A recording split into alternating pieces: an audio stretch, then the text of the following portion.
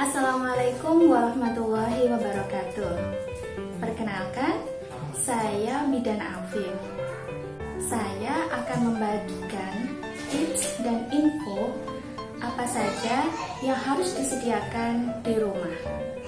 Baik, ibu-ibu solihah semua, saat ini memang kita sedang mengalami pandemi COVID-19, di mana kita harus meminimalisir untuk pergi ke rumah sakit atau ke klinik, karena tempat-tempat tersebut dimungkinkan terdapat banyak sekali virus COVID-19.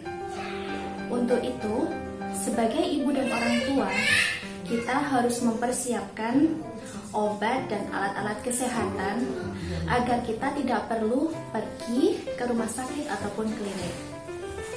Yang saya sebutkan ini adalah beberapa obat dan keperluan kesehatan yang memang bisa dibeli tanpa harus menggunakan resep. Hampir 24 jam anak-anak kita berada di rumah, dan pastinya akan ada banyak sekali kejadian di dalam rumah. Dan pastinya ada banyak sekali kecelakaan kecil yang ada di rumah. Peralatan yang harus disediakan, yang pertama adalah termometer. Termometer yang harus disediakan, menurut saya pribadi, harus ada termometer raksa, dan termometer digital. Mengapa kita harus menyediakan dua termometer? Karena keduanya memiliki kelebihan dan kekurangan masing-masing. Termometer raksa memiliki keakuratan yang lebih tinggi daripada termometer digital, tapi memiliki kekurangan, yaitu prosesnya yang agak lama. Tapi termometer ini tidak memerlukan baterai, jadi bisa digunakan terus-menerus.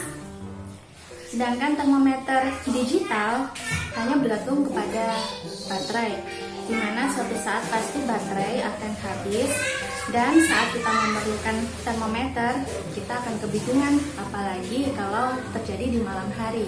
Antipiretik atau obat anti panas, kita harus menggunakan suhu atau temperatur tubuh, bukan dengan kira-kira. Yang kedua adalah kompres instan. Kompres instan jikalau ada, namun jikalau tidak ada, kita bisa menggunakan handuk dan air biasa, bukan air es ya ibu-ibu. Oke, yang ketiga adalah paracetamol sirup. Paracetamol sirup penting sekali ada di rumah, karena tidak hanya ada karena sakit panas saja, tapi juga karena apabila anak-anak mengalami sakit gigi atau pusing. Jadi kita harus selalu menyediakan paracetamol sirup, dengan catatan hanya digunakan untuk anak umur 2 sampai 10 tahun atau seterusnya. Mengapa? Karena anak umur di bawah 2 tahun memerlukan dosis khusus yang harus diberikan oleh dokter spesialis anak. Kalau untuk anak umur 2 tahun ke atas, di balik kemasan atau di dalam kemasan sudah ada keterangan dosis. Untuk umur 2 tahun dan seterusnya sudah ada keterangan dosis yang ditakar dengan sendok takar. Oke, yang keempat adalah betadine. Betadine yang harus disiapkan adalah betadine untuk luka dan betadine untuk kumur.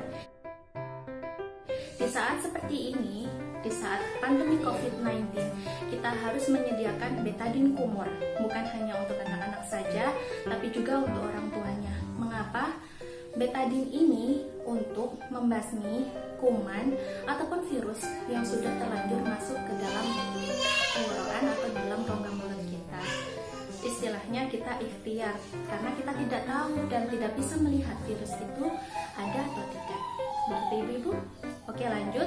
Yang kelima adalah kasa steril dan kapas. Mengapa? Kasa steril ini sangat penting apabila terjadi perdarahan di dalam rumah, misalnya terkena pisau, silet, ataupun tertusuk benda-benda tajam. Kita harus langsung siap sedia. Dan cara kita kita menilai apakah luka itu memerlukan penanganan medis ataupun tidak, itu dengan cara menekan dengan kasar steril. Dengan cara menekan dengan kasar steril, apabila darah berkurang ataupun berhenti, berarti luka itu tidak dalam. Apabila setelah ditekan beberapa detik perdarahan terjadi terus-menerus dan semakin banyak, nah itu berarti terjadi luka dalam dan harus dijahit. Maka dari itu harus segera dibawa ke rumah sakit atau ke IGD. Keenam adalah alkohol. Alkohol penting bukan untuk membersihkan luka, tapi digunakan untuk antiseptik tangan atau hand sanitizer. Penting kita ada di rumah. Alkohol. Yang ketujuh adalah bioplasenton. Bioplasenton untuk apa? Bioplasenton adalah obat yang digunakan untuk mengurangi terjadinya bula. Bula adalah seperti gelembung kecil setelah kita terkena api atau benda-benda yang panas, misalnya kompor atau setrika atau knalpot sepeda motor. Nah, itu kita harus selalu sedia. Kita harus aware, kita harus sadar kalau kita terkena benda panas, jangan langsung diberi kecap atau diberi odol. Kita sudah tahun 2020, ibu-ibu, kita harus menghilangkan semua mitos itu. Ayo, kita harus sadar diri. Apabila ada luka bakar, kita harus, pertama yang kita lakukan adalah membersihkan lukanya itu di bawah air mengalir yang bersih. Di bawah air keran, kita bersihkan, kita dinginkan selama kurang lebih 10 menit. Setelah kita rendam selama 10 menit, kita keringkan, lalu kita olesi dengan bioplasenton, bukan dengan yang lain. Insya Allah bioplasenton ini bisa dibeli secara bebas di semua apotek. Setelah kita olesi, kita tunggu hari berikutnya, terus kita olesi. Insya Allah tidak sampai terjadi melepuh yang berlebihan dan tidak perlu pergi ke klinik atau rumah sakit. Selanjutnya nomor 8 adalah cotton bud atau pembersih telinga yang ada senternya. Ini penting sekali. Selain untuk membersihkan kotoran telinga yang menyebabkan nanti kalau tertumpuk akhirnya anak menjadi pusing dan terganggu pendengarannya, pembersih telinga yang ada senternya ini penting apabila jika ada binatang yang masuk. Jadi kita bisa memastikan apa memang ada binatangnya atau tidak. Kalau misalnya memang ada binatangnya atau itu sangat berbahaya, kita bisa tentukan. Kita bisa ambil sendiri atau kita bisa meminta bantuan para medis. Oke. Nomor 9 adalah trombopop. Sudah wajar sekali kadang anak kita melakukan loncat-loncat di dalam rumah atau kegiatan, lalu jatuh, terbentur, dan akhirnya lebam. Nah, lebam yang harus kita lakukan, yang pertama adalah jangan panik. Karena lebam itu berarti terjadi pendarahan di balik kulit, di bawah jaringan epidermis kulit. Jadi kita menentukan apabila kalau lebamnya itu hanya sedikit dan anak juga tidak kesakitan, nah kita tidak perlu panik. Di dalam kotak P3K kita harus menyediakan trombopop. Nah, apabila lebamnya tidak terlalu parah, kita bisa oleskan. Nah, secara terus-menerus, insya Allah nanti lebamnya akan hilang. Selanjutnya adalah obat ruam popok. Untuk anak-anak balita, bayi, dan ataupun anak-anak, kadang sering sekali terjadi ruam di daerah selangkangan. Nah, untuk itu kita harus selalu menyediakan obat ruam popok. Kenapa?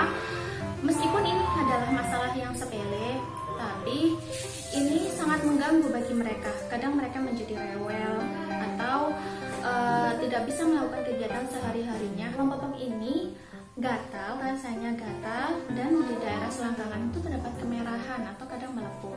Nah, yang harus kita lakukan bukan memberi bedak, tapi memberikan obat ruam popok. Mereknya biasanya kita pakai Momilen, tapi ada juga yang mereknya Dexpantenol yang ada rasa mentolnya, jadi ada rasa sensasi dingin begitu.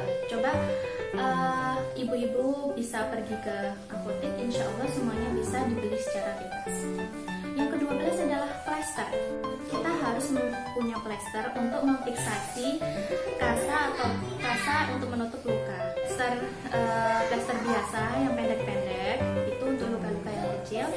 apabila kita lukanya lebih panjang, kita harus menggunakan kasa yang dipadu dengan plester yang roll. Bisa namanya Hipavik, bisa juga plester yang warna coklat yang panjang. Itu biasanya bisa dibeli di apotek. Yang terakhir adalah minyak telon atau minyak kayu putih. Ini harus selalu ada di dalam kotak P3K kita. Mengapa? Yang pertama, minyak telon atau minyak kayu putih bisa untuk sebagai obat gatal, obat pijat atau massage, dan juga sebagai obat sakit perut apabila perut terasa mual ataupun rasa kembung, bisa dibalurkan minyak kayu putih ataupun minyak telon. Demikian ibu-ibu, terakhir yang saya sampaikan adalah sebagai orang tua ataupun sebagai ibu yang hampir 24 jam ada di rumah, hal yang sangat penting itu adalah jangan pernah merasa panik. Yang pertama adalah tarik nafas dalam, keluarkan, lalu kita lihat seberapa parah kondisi anak-anak kita. Untuk panas, apabila 38 derajat Celcius baru diberikan obat antipiretik atau penurun panas. Apabila lebih dari 40 derajat Celcius, baru Anda harus pergi ke dokter ataupun ke klinik karena ditakutkan terjadinya kejang. Satu lagi yang belum saya cantumkan adalah oksigen spray. Untuk beberapa anak yang memiliki riwayat asma harus selalu menyediakan oksigen spray. Apalagi di dalam keadaan pandemi COVID-19 ini, kita harus selalu menyediakan oksigen spray di dalam rumah. Demikian sharing session dengan Bidan Afif. Semoga bermanfaat. Mohon maaf jika terjadi banyak kekurangan. Terima kasih. Wassalamualaikum warahmatullahi wabarakatuh.